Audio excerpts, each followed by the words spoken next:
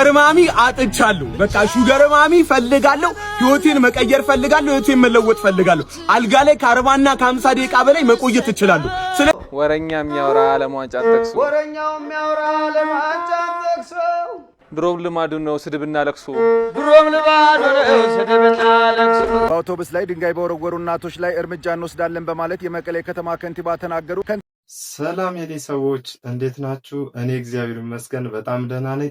ዛሬም እንደተለመደው በሶሻል ሚዲያ ላይ መነጋገሪያ የሆኑ ቪዲዮዎችን ይዤላችሁ መጥቻለሁ። ከዛም ውስጥ እንግዲህ በአባይ ቲቪ ላይ የመጡት እንግዶች ብዙ ሰዎችን አነጋግረዋል።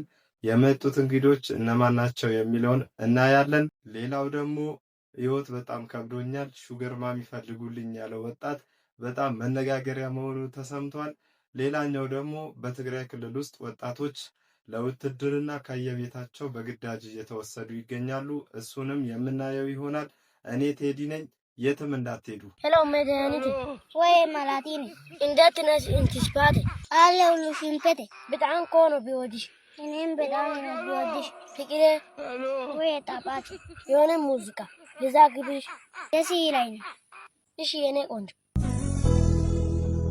ምን ቆንጆ ቢኖር ሚደነቁበት ለኔ ሌላ ነሽ አንቺ እኮ ማለት የልቤን ሰማይ ጨለማ ሽሮ ብርሃን በሞላ ልዩ ተፈጥሮ በጣም ደስ ይላል። እሺ ተሞሽራ ተሞሽራ እና የሆነ ነገር አትም ይሄ ሙዚቃ ነው ዝንጀሮ። ከነዚህ ልጆች በጣም ብዙ ጅንጀና እየተማርኩ ነው ጋይስ። ግን መላቲኔ ምንድነው? ወይ መላቲኔ የምታውቁ ሰዎች አላችሁ? እስቲ ኮሜንት ላይ አሳውቁኝ። መላቲኔ ሹገር ማሚ አጥቻለሁ። በቃ ሹገር ማሚ ፈልጋለሁ። ህይወቴን መቀየር ፈልጋለሁ። ህይወቴን መለወጥ ፈልጋለሁ። አልጋ ላይ ከ40 እና ከ50 ደቂቃ በላይ መቆየት እችላለሁ። ስለዚህ በቃ ምቀኛ አትሁኑብኝ። አረ ሀበሻ፣ አረ ኢትዮጵያ ህዝብ ለምንድን ነው በዚህም ትመቀኛላችሁ? ቆይ ህይወቴን መቀየር ስለምፈልግ ነው። ስለዚህ ሹገር ማሚ ይሄን ቪዲዮ ካያችሁት በቃ ጥሩ ገንዘብ መክፈል የምትች እስከ 50 ሺህ ብር መክፈል የምትች ከሆነ መኪና ያለሽ ሆቴል ያለሽ ከሆነ በቃ ኢንቦክስ ላይ ቅዱስ ሚካኤልን ኢንቦክስ የክፍት ነው። ሹገር ማሚ ይሄን ቪዲዮ ከደረሳችሁ በቃ አዋሩ። በቃ ህይወቴን መቀየር ስለምፈልግ ነው። በዚህ ተረዱኝ። በቃ ይሄን አርጉልኝ። በቃ ሼር ኮፕሊንግ ሪፖስት እያደረጋችሁ ለሹገር ማሚ ጨርሱልኝ እባካችሁ። በቃ ያራዳ ልጆች በቃ ተባበሩኝ። በዚህ እንኳን ተባበሩ። ቻሌንጅ አልሳካ እያለኝ ተባበሩኝ። በዚህ ሹገር ማሚ ያገናኙኝ። በቃ በዚህ ልጅ ላይ መፍረድም ይከብዳል። ለምን እንደሆነ ታውቃላችሁ? አብዛኛው ሰው ይሄን ነገር በሚዲያ አላወጣም እንጂ አያደርግም ብሎ ማሰብ ይከብደኛል እንደኔ። ለምን ማለት እሱ ሚዲያ ላይ ያመጣ ችግሮኛል በቃ ይሄን ነገር መስራት አለብኝ ብሎ አሰበ። አብዛኛው ሰው ደግሞ አሁን ላይ እንደዚህ እየተለወጠ ያለበት የሙያ ዘርፍ በሉትና ቀጣዩ ቪዲዮ ደግሞ በየሄዳችሁበት ለምትቀመጡት ወንዶች ነው። ይሄን ቪዲዮ ተመልከቱ። Hey y'all come look at this.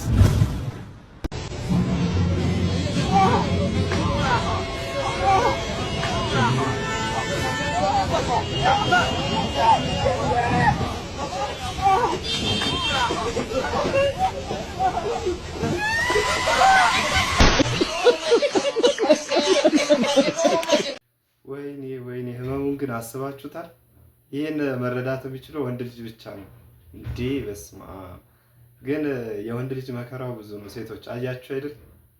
እስቲ ዘኑልን ይሄን እንኳን አይታችሁ።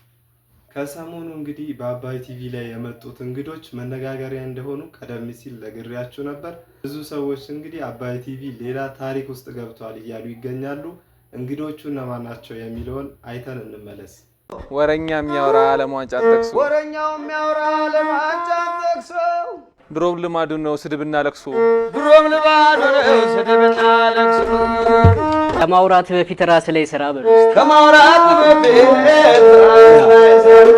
የማድሪዶች መንደር በረከተ ቁጣ። ማድሪድ ኳስ ሳይሆን ይወዳል አሽሙር። ማድሪድ ኳስ ሳይሆን ኢትዮጵያዊ ነው እንዳስፖር። ኢትዮጵያ ሁለተኛ ጊዜ ነው መጣመኛ። ቀኔማ ያቅተንም እንደምትመለከቱት እንግዲህ በአባይ ቲቪ ላይ ታዋቂ የእግር ኳስ ተጫዋቾች እነ ክርስቲያኖ ሮናልዶ፣ እነ ሜሲ፣ እነ ኔይማር ተገኝተው እንግዲህ በጣም ሞቅ ደመቅ ሲያደርጉት ነበረ። እንደምታዩት እንግዲህ ክርስቲያኖ ሮናልዶ እና ሜሲ ከአዝማሪ ጋር ሆነው ሲነቋቆሩ አይተን ነበረ። ብዙ ሰዎች እንግዲህ የእውነት ነው ወይ እነዚህ ተጫዋቾች በአባይ ቲቪ የመጡት ብለው በውስጥ በኩል የጠየቁኝም ነበሩ። ነገር ግን ይሄ ነገር ለብዙ ሰው ማስረዳት እየከበደን ነው። ይሄ ነገር አርቲፊሻል ኢንተለጀንስ ነው ወይም ዲፕ ፌክ የሚባለው ነው። በጣም እውነተኛ እንዲመስል ተደርጎ የተሰራ የአርቲፊሻል ኢንተለጀንስ ውጤት ነው። እኔ እንደውም ለቤተሰቦቼ ራሱ ማስረዳት ነው የከበደኝ ማለት ነው። በጣም ማዘር እንኳን ስትከራከረ ነበር ማለት ነው። እና ይሄ ነገር ዲፕ ፌክ ነው፣ አርቲፊሻል ኢንተለጀንስ መሆኑን እንድታውቁ ነው።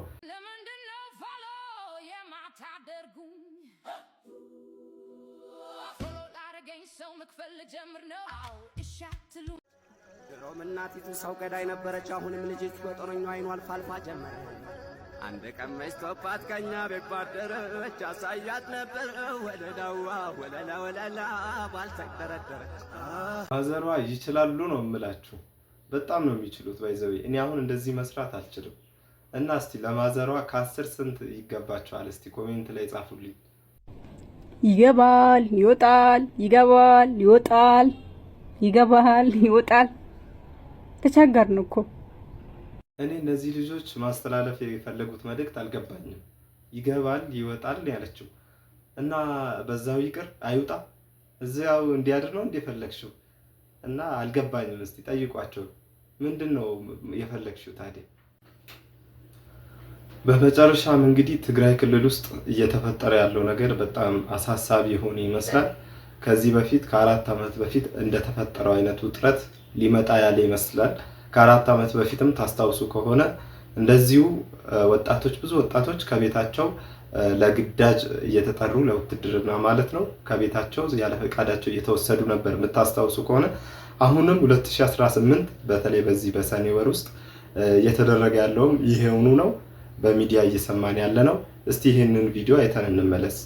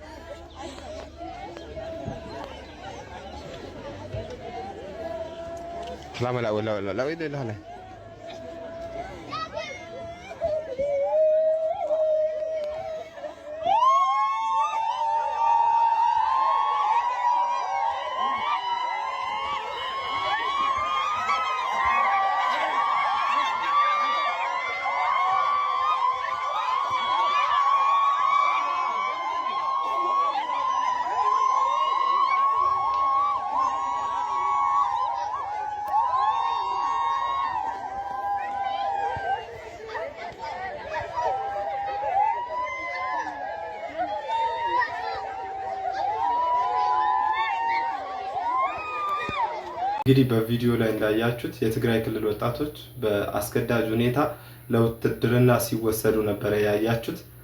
የትግራይ እናቶች ደግሞ ምንም ማድረግ ሲያቅታቸው ጊዜ ድንጋይ በመያዝ አውቶቡሱ ላይ በመወርወር ነበረ ተቃውሟቸውን ያሳዩት። የሚያሳዝነው ነገር ደግሞ የትግራይ ክልል ባለስልጣናት እነዚህ እናቶች ላይ እርምጃ እንወስዳለን እያሉ ነው ያሉት። ይሄ ደግሞ በጣም ያሳዝናል። እስቲ ይሄንን መረጃ አዳምጠን እንመለስ።